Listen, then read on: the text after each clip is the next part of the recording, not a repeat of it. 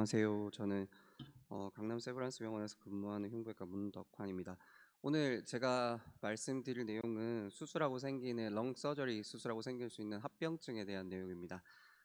사실 서전들이 제일 부닥쳤을 때 가장 이제 회피하고 싶어하는 부분들 중에 하나인데요. 아는 만큼 보인다라고 이야기합니다. 항상 전공의 선생님들이 합병증에 대해서는 누구보다 좀 잘 알고 있어야 환자를 대처하는데 상당히 뭐라 그래야 되죠? 환자를 민첩하게 잘 대처할 수 있다고 생각이 듭니다. 사실 합병증을 어떻게 예상을 하느냐에 따라서 여러 가지 뭐 있겠죠. 있는데 제가 검색을 해보니까 저도 이번에 뭐 제가 잠깐 예전에 학생 때 아까 배웠던 것 같긴 한데 뭐 아리스케트 뭐 이런 것들이 나오더라고요. 이게 뭐 리스크 팩터를 이제 카탈로니아 지방의 스페인 사람들을 보면서 실제로 수술하고 나서 펄모너리 리스크를 이제 이렇게 스트레티피케이션 했는 것들인데요. 뭐 연령이나 세츄레이션이나 인시전이 어떻게 되느냐, 응급 수술이냐, 수술 시간은 얼마나 됐냐, 인펙션 유문 있느냐, 헤모글로빈 얼마냐, 뭐 이런 것들을 따라서 그레이드를 나눠서 펄모너리 포스트 오퍼레이티브 펄모너리 리스크 같은 것들을 재는 그런 것들도 있고, 그다음에 이제 우리가 제일 흔히 제일 많이 보는 게 PFT에서 수술 전에 FEV1과 아까 설명드렸다시피 DLCO 같은 것들을 보면서 이게 낮을수록 합병증이 뭔가 많이 생기지 않을까 이런 예상도 많이 할 수 있습니다. 그리고 이제 카디오바스큘라 리스크는 흔히들 들어보셨겠지만 언더라인하게 환자가 스트럭처럴하게 안에 디지즈가 뭔가 있다든지 또는 AFib 있거나 고령인 환자들한테서 잘 생길 수도 있고, 폴모너리 트롬보엠볼리즘에 대해서도 혹시 들어본 적 있나 모르는데 카프린이 사람 이름을 따서 카프리니 스코어라고 해가지고 이제 우리가 리스크를 이제 스트레티피케이션을 하기도 하고 그런 것들도 있습니다. 그리고 이제 뭐 프로시저는 어떻게 했느냐, 얼마만큼 폐를 잘랐느냐, 뉴모넥토미냐, 아니면 로벡토미냐, 아니면 세그멘텍토미냐, 웨지 리섹션이냐, 아니면 수술을 뭐 오픈으로 했느냐, 아니면 베츠나 레츠 같은 것들을 이용해서 했느냐, 이런 것 등을 통해 가지고 우리가 이제 리스크를 보기도 하는데, 그거보다 요즘 풀모너리 합병증을 되게 예방하는 방법으로 가장 많이 알려져 있는 방법이 프리헤빌리테이션이라는 단어를 씁니다. 이게 혹시 한 번이 뭔지 아시는 분 계실까요? 혹시 전공의 선생님들 중에?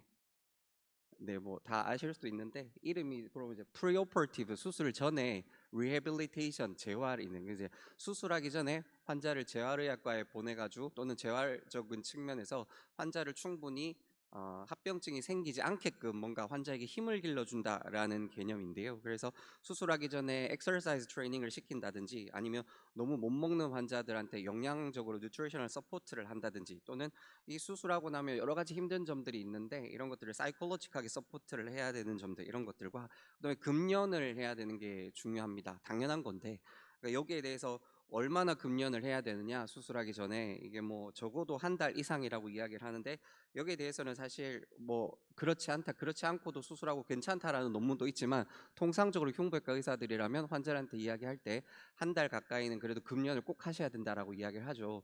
그 이유가 뭘지에 대해서는 뭐 썰들이 분분하겠지만 결국 궁극적으로는 가래가 많아져서 그런 것 같아요. 실리아리 펑션이 그 담배를 피게 되면 떨어지니까 수술하고 나서 뉴모니아나 이런 발생률 빈도가 담배를 피고 있는 사람들은 훨씬 더 높다고 생각할 수 있잖아요. 그래서 수술하기 전에 예방적으로 우리가 환자들한테 합병증을 줄이기 위해서는 이러한 것들이 되게 중요할 것 같죠. 그리고 이제 오늘 말씀드릴 주제가 합병증은 너무 많습니다. 이걸 다 할 수도 없고 다 할 필요도 없습니다. 하지만 적어도 뭐 하면 뭐 딱 이렇게 기억에 놔야 되는 게 중요하잖아요. 그래서 제가 딱 중요한 거 네 가지만 저는 꼽아봤는데 제일 흔히 보일 수 있는 게 이제 카일로소락스, 아까 여러 군데 나온 것 같은데요. 그 다음에 수술하고 나서 에어릭이 계속되는 경우, 그리고 로바토르전, 항상 중요하고 또 중요하고 되게 페이탈하게 생기는 거기 때문에 알아야 됩니다. 시험 문제도 항상 자주 나오고요. 그 다음에 BPF, 브론코 폴라리 피스툴라, 항상 이 부분도 시험에 나오는 부분입니다. 그래서 반드시 알아야 되는 거고, 그 외에 수술하고 심장에서 생기는 합병증은 두 개만 알면 됩니다. MI하고 AFib입니다. 자, 그럼 하나하나씩 한번 찾아보면 카일로소락스는 다들 아실 거예요. 우리 플로랄 캐비티 안에 카일이 차면 카일로소락스, 그다음에 이제 퍼스가 차면 엠파에마, 뭐 이퓨전이 차거나 이런 것들, 그다음에 공기가 차면 뉴모소락스 하듯이 카일로소락스는 당연히 카일이 안에 플로랄 캐비티 안에 이제 쌓이는 걸 이야기하죠. 그래서 사실 앞에서 메디아스티널 림프노드 다이섹션이나 이런 것들을 하면 필연적으로 카일이 잘 셀 수 있다라는 얘기를 아까 들으셨어요. 그래서 그런 것들을 우리가 런캔서 수술하면 하기 때문에 카일이 유발이 될 수 있고 되게 레어한 컴플리케이션이지만 생각보다 발생을 합니다. 그래서 이게 이제 결국은 궁극적으로 제일 마지막 줄에 있는 건데요. 카일로소락스가 발생하면 환자들이 시비어하게 말뉴트리션도 되고 이뮤노서프레션도 일어나고 레스피레이터리 스트레스도 일어나고 결국 오랫동안 튜브를 가지고 있어야 되니까 재원 기간이 길어지죠. 그래서 카일로소락스는 좋지 않습니다. 당연히 알고 계시는 거겠지만 복기를 해볼까요? 이제 우리가 이제 이 흉수 검사를 나가잖아요. 검사가 나가면 색깔이 일단 저기 보이는 것처럼 저렇게 보이면 아 카일이다 망했다 이렇게 생각하시면 돼요. 밀크쉐이크 같은 색깔이 이렇게 보이잖아요. 그럼 이제 TG 레벨이 나가죠. 그래서 TG 레벨이 110보다 크면은 아 카일이다 이렇게 할 수 하고 피 안에 이제 블러드 검사에서 칼로마이크론이 나온 경우도 당연히 칼로소락스라고 진단을 할 수도 있습니다. 그래서 카일로소락스 진단은 당연히 알아야 되는 거니까 지금 한번 다들 이제 다시 한번 보시고 치료는 생각해 보면 이제 카일이 적게 만들어지게 하거나 아니면 진짜 찢어진 데를 막으면 되죠. 그죠? 그래서 카일이 적게 생성되는 게 컨저버티브 트리트먼트고 카일이 새는 걸 막는 게 이제 인터벤셔널 프로시저라고 생각하시면 됩니다. 그래서 보통 금식을 하죠. 금식하면서 쫄쫄 굶으면 안 되니까 TPN을 당연히 해야 되고 그다음에 리피드를 적게 만들어야 되니까 로팻 다이어트를 하면서 MCT가 들어간 거를 먹이죠. 그래서 장으로 흡수가 되지 않고 저 그 포탈베인 쪽으로 바로 흘러나가게 해야 되는 거고 그다음에 이제 소마토스타틴 아날로그 같은 것들을 쓰면 물론 성인한테는 잘 듣는 경우는 별로 없는데 아기들 같은 경우 굉장히 잘 듣죠. 여러분들 그 혹시 소아 수술 하시는 거 보시면 폰탄 수술하고 나서 카일로소락스가 생각보다 잘 생기죠. 그때 우리가 이제 소마토스타틴 아날로그를 쓰는데 이유는 크게 두 가지 보통인데요. 첫 번째는 이제 어 어쨌거나 림파틱 그쪽으로 카일 생성되는 것도 줄이지만 그 스플랑크닉 쪽에 그거를 이제 줄여가지고 결국엔 흡수가 되는 것도 줄어들지만 림파틱 베슬들의 스트릭처를 만든다고 합니다. 그래서 그 두 가지 효과를 노려서 소마토스타틴 아날로그를 쓰지만 소아에서는 효과가 있지만 어덜트에서는 별로 그렇게 효과가 있지는 않아요. 그리고 이제 지금 많이 쓰는 게 오른쪽 그림에서 보시면 엠볼리제이션을 합니다. 여러분들 혹시 그 보신 적 있는 분들 리피오돌 같은 물질들 로컬리제이션에서 많이 썼습니다. 지금은 사실 쓰고 있지는 않은데 그게 이제 양귀비에서 나오는 물질인데요. 그래서 그거를 이렇게 쓰면 그게 되게 뻑뻑하거든요. 그래서 그게 이렇게 가다가 찢어진 구멍에 톡 하고 이렇게 막히는 경우가 있습니다. 그래서 리피오돌 인젝션만으로도 치료가 되는 경우가 있고 이도저도 안 될 때는 수술을 합니다. 수술을 소라식 덕트 라이게이션을 하는데 실제로 수술 성공률이 50% 정도 생각하시면 돼요. 그래서 수술을 한다고 해도 리키지가 있는 경우가 종종 있습니다. 죄송한데 아까 전에 그러니까 결국은 카일이라고 하는 거는 이제 카일만 나가는 게 아니니까요. 튜브로 왜 드레인이 많을까를 생각을 해보면 실제로 카일 안에 들어있는 게 뭐 림프액도 있지만 뭐 적혈구도 있고 프로테인도 나가고 그다음에 그 예를 들어서 뭐 바이타민 중에 팻 들어가 있는 바이타민들도 나갈 수 있고 여러 가지가 다 빠지기 때문에 온코틱 프레셔가 확 하고 떨어지기 때문에 그래서 어쨌거나 환자들이 드레인이 굉장히 많이 납니다. 그래서 우리가 환자한테 아이오 밸런스를 맞춰주고 MPO를 하면서 이걸 유지하기가 되게 힘들어요. 그래서 환자들이 감염에도 취약하기도 하고 그리고 조금 더 시간이 지나면 어쨌거나 뉴모니아나 이런 부분들이 생길 수 있기 때문에 카일에 대한 매니지는 반드시 전공의 선생님들이 아셔야 될 것 같고 근데 이제 persistent air leak이라고 있는데 공기 누출이 얼마나 지속돼야 공기 누출인가에 대한 내용들이 많은데 우리가 통상적으로 흉부외과 의사들은 5일이라고 합니다. 그래서 5일 이상 공기가 누출이 되면 이제 우리가 prolonged air leak 또는 persistent air leak이라고 이야기를 하고 수술하고 나면 생각보다 굉장히 흔하게 잘 발생하죠. 그래서 공기 누출이 되면 체스트 튜브를 계속 가지고 있어야 되잖아요. 그래서 재원 기간이 길어지고 병원비가 비싸지겠죠. 그리고 튜브를 가지고 있으니까 계속 노출이 이제 균에 끊임없이 노출이 되니까 엠파이마도 잘 생길 수 있습니다. 그죠? 그러면 어떤 환자들한테 많으냐? 이제 퍼머널 펑션이 별로 좋지 않은 경우에 에어릭이 더 잘 생기죠. 그리고 스테로이드를 많이 썼으면 렁이 약해지니까 에어릭도 당연히 많이 생기고 어퍼로벡토미가 미들이나 로어보다도 에어릭이 조금 더 잘 생기는 경향이 있어요. 왜냐하면 건드려야 될 피셔들도 많고 구조물들이 많아서 그런 거고요. 그다음에 세그멘텍토미가 로벡토미보다는 아까 그 정우현 선생님 말씀하신 것대로 인터세그멘탈 플레인이라는 거는 사실 있는 구조가 아니라 가상의 구조이기 때문에 그 구조대로 파면은 이제 에어릭이 좀 더 잘 생기는 걸로 되어 있고 그거와도 이제 어드이전이 있는 경우가 좀 더 왜냐면 어드이전을 떼다 보면 렁이 다치니까 에어릭이 좀 셀 수 있습니다. 그래서 에어릭 포인트를 잘 찾아서 해결을 해야 되는 게 중요하죠. 중요하고 실제로 이제 근데 제일 더 중요한 거는 예방을 하는 게 이제 에어릭이 안 생기게 수술을 잘하면 되겠죠. 근데 이제 뭐 어떤 수술이라도 완벽한 건 없으니까 에어릭이 생기면 수술장에서 근데 이제 예방을 할 수 있는 방법은 일단 되게 중요한 거는 어드이전을 일단 다 떼는 게 되게 중요합니다. 수술하다가 어폴롭 수술할 건데 롤업 어드이전 저거 뭐 안 떼면 어때 이런 생각을 할 수도 있죠. 근데 렁이 잘 펴지기 위해서는 붙어 있는 것들을 다 없애야 됩니다. 그래서 조그만 어드이전이라도 피가 안 나게 잘, 물론 이제 렁 안 다친다는 조건 하에 충분하게 잘 박리하는 게 되게 중요하고, 인피리어 푸르널 리가멘트를 디비전 하는 것도 좋다고 하는데 이거는 사실 좀 잘 모르겠습니다. 왜냐하면 사람들마다 조금 생각이 다른 부분들도 좀 있어서. 그 다음에 뭐 이래저래 뭐 다이프럼 패럴라이시스를 트랜지언트하게 하기도 한다는데 이것도 저는 약간 잘 모르겠고, 어쨌거나 그다음에 이제 뭐 이것저것 우리 이제 스테이플 라인을 그 수술한 쪽에 수술장에서 오시면 글루 같은 걸로 이렇게 막 뿌리는 걸 보시죠. 그래서 이런 것들을 뿌리기도 하고, 또는 스테이플 라인에 이렇게 막 그 천 같은 게 덧대 가지고 있는 스테이플러들이 있습니다. 리인포스 스테이플러라고 요즘 많이 나오고 있는데 그런 것들을 사용하기도 하고요. 그 이제 치료 같은 것들은 이제 수술하지 않고 치료하는 방법은 그냥 냅두면 대부분 괜찮아지는데 며칠을 이제 못 참는 경우들이 많이 있죠. 그래서 제일 많이 하는 게 프로데시스를 많이 하죠. 열이 많이 되면. 그리고 이제 이도저도 해결이 안 될 때는 이제 수술장에 다시 들어가서 서지컬 매니지먼트를 하는데 수술을 못 하는 경우도 있어요. 그러면 만약에 그 에어릭이 되게 페이탈한 경우에는 우리가 이제 엔도브론키얼 밸브를 실제로 호흡기 내과 쪽에서 이용해 가지고 이제 넣기도 하고, 뭐 여러 가지 시술들이 있을 수 있습니다. 에어릭이 있어가지고 컴플리션 로벡톰이나 사실 이런 것까지 요즘은 별로 하지 않는 걸로 알고 있죠. 그 다음에 아셔야 될 게 BPF. BPF는 꼭 아셔야 되는 것 중에 하나인데, 당연히 BPF는 이제 브론쿠스하고 플로랄 캐비티가 뻥 하고 뚫리는 거. 원래는 직접적으로 닿으면 안 되는 구조물인데 닿이는 거를 BPF라고 이야기합니다. 근데 우리가 알베올로 플로랄 피스툴라라고 하는 건 마이너 BPF는 사실 수술하다 보면 약간씩 일어날 수 있는 부분이 있거든요. 그래서 이거는 별로 중요치 않고 그 밑에 있는 실제로 메인 스템이나 로바나 세그멘탈 브론쿠스가 직접적으로 이렇게 열리는, 그림과 같이 열리는 이런 경우들이 실제로 굉장히 중요한 부분이죠. 그래서 BPF 인시던스는 렁을 많이 자르면 자를수록 생기는 거니까 뉴모넥토미가 로벡토미보다는 조금 더 인시던스가 높은 걸로 알려져 있고, 리스크 팩터는 이제 좀 아셔야 될 것 같아서 중요할 것 같아서 별표를 쳐놨습니다. 피스터라고 옛날에 제가 전문 시험 칠 때 친구들과 외웠던, 앞대가리만 떼가지고 이렇게 외웠던데, poor nutrition, 뉴트리션이 좋지 않은 경우에 수술하면은 BPF가 잘 생길 수 있다. 그리고 septic한 컨디션일 때, 그리고 TB가 있거나 스텀프가 길면 길수록 잘 생긴다.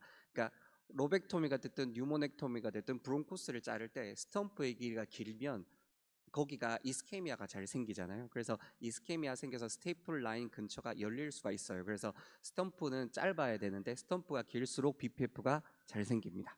그리고 만약에 거기 스탬프 주위가 방사선 치료를 받았다든지 하는 경우도 당연히 BPF 거기가 열릴 수 있거든요. 그래서 이런 것들을 따서 피스터라고 외우면 되고, 그 다음에 라이트 뉴모넥토미가 레프트 뉴모넥토미에 비해서 BPF가 잘 생깁니다.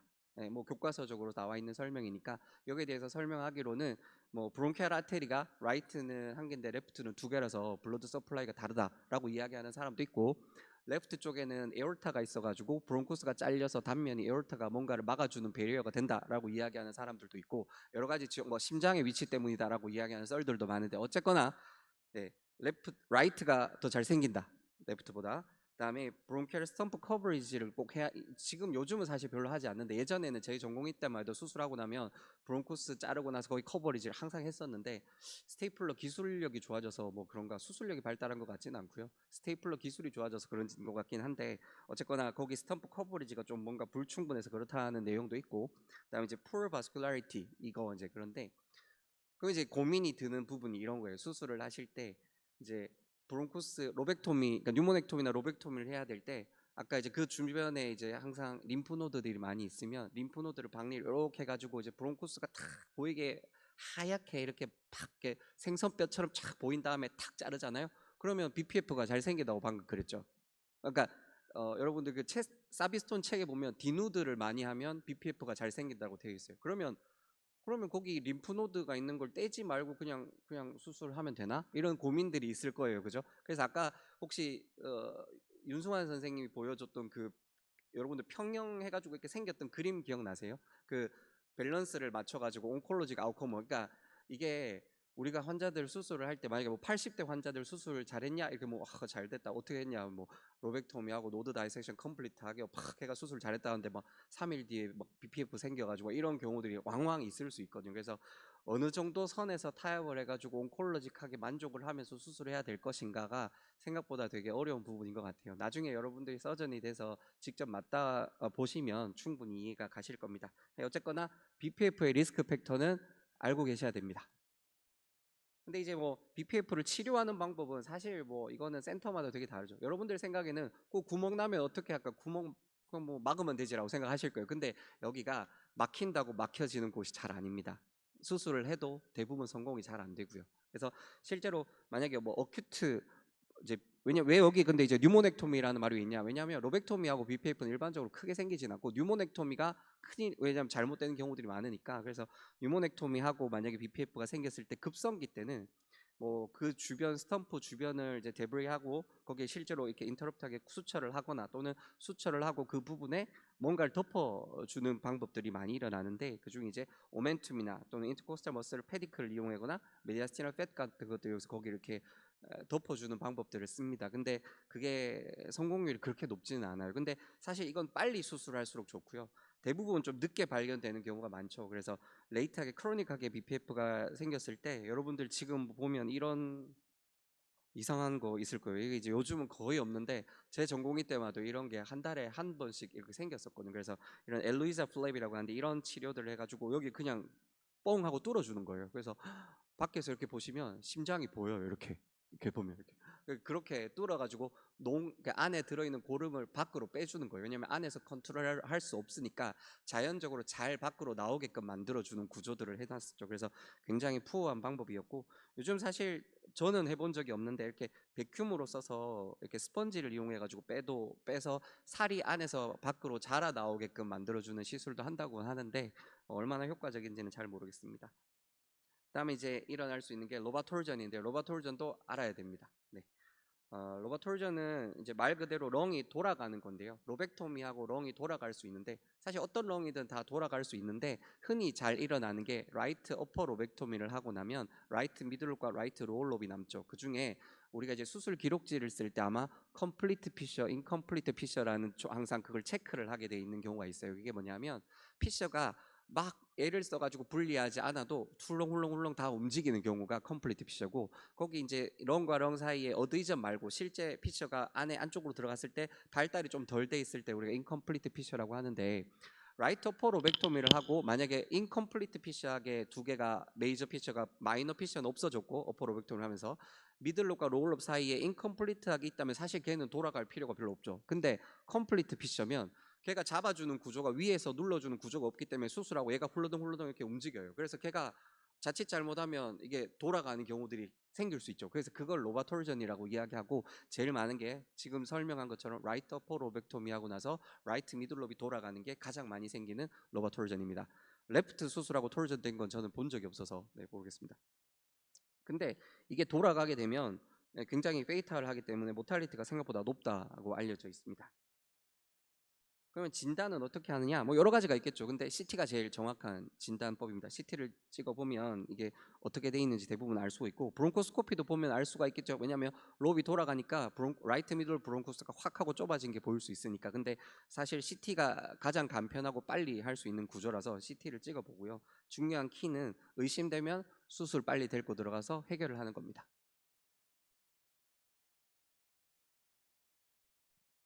다시 잠깐 보면 로바톨전이 의심이 되면 바로 그냥 수술 들어가면 됩니다. 네.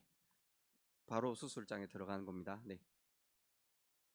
이제 수술 치료는 뭐 별거 없어요. 톨전 된 거 풀어주면 되겠죠. 근데 사실 이게 톨전 된 거를 풀어주는 게 실제로 저는 본 적은 없어요. 저도 사실 이게 왜냐면 이제 서전들도 이걸 인정을 별로 안 하고 싶어하는 구조들도 있어서 그런가. 저는 하루 넘어서 들어갔었는데 이미 괴사가 돼 있는 환자들을 봤어요. 그래서 미들 로벡토미를 했는 경우들이 있는데 어쨌거나 톨전이 되면은 톨전 된 걸 풀어주면 되고 예방이 제일 중요하겠죠, 그죠? 그러면 돌지 않게 해주려면 딱 한 땀, 두 땀만 수쳐만 하면 됩니다. 그러니까 어퍼 로벡토미를 하고 나서 미들롭하고 로얼롭 사이를 이렇게 두 땀만 딱 뜨면 돼요.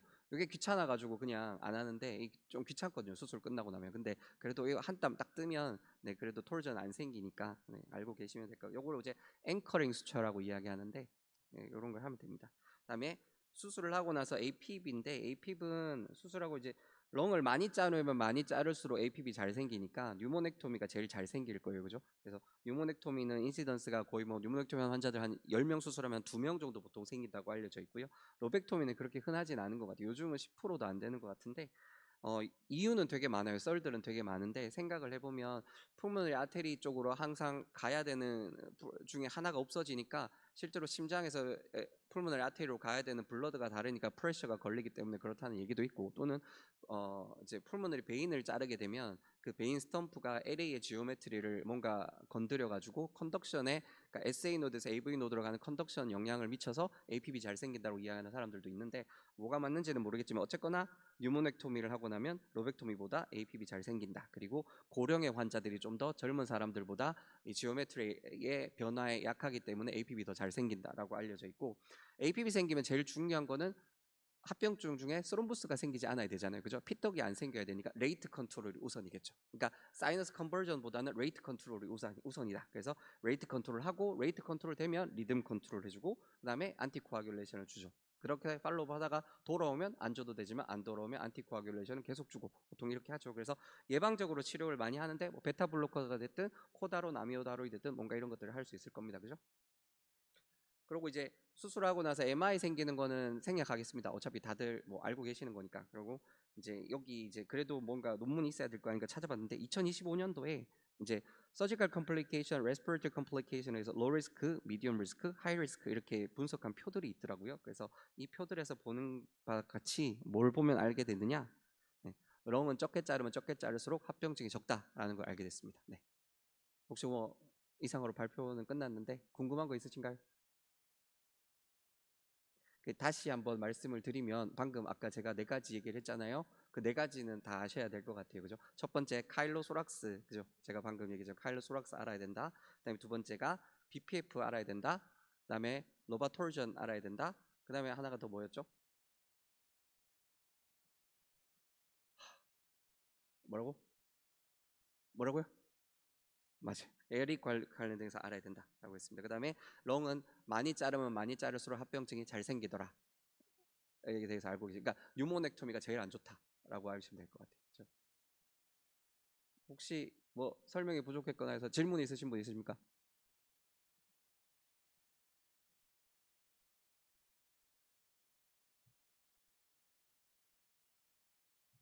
그럼 다음 발표 선생님으로 인계할게요.